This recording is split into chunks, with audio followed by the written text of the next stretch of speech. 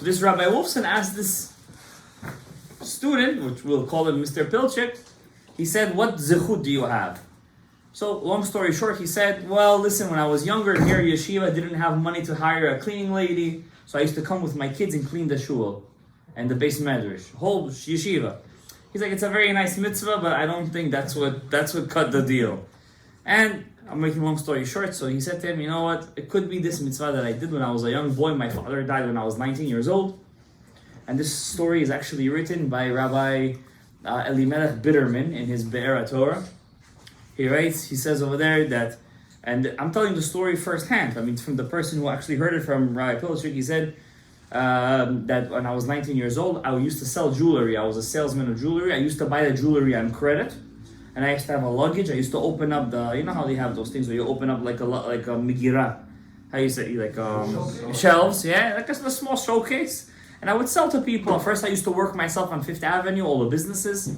I used to go to all the big businesses, and I used to sell them. Then when I would finish with them, I would go to the, how you say, the uptown houses, all those townhouses.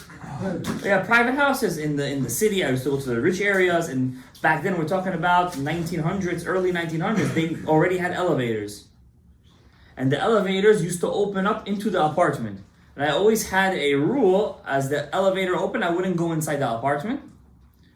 I would if the woman would open up the door, I would say, "This is the schora." If she would invite me in, I would say, "No, she's a goya. It's yichud. I can't go inside. Yichud, asur li." And one day he was a 19-year-old boy, yeshiva boy. He was a 19-year-old boy, and one day there was this extremely rowdy, let's call her Potiphar's wife, American style, and she was very, very, you have to come in. You want me to buy from you? You have to come in.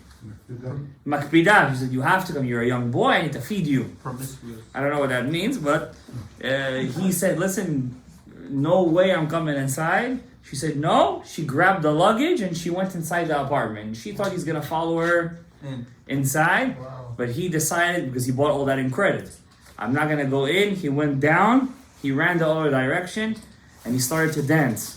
He started to say, thank you Hashem that you gave me this test, and thank you that you gave me the power to overcome it.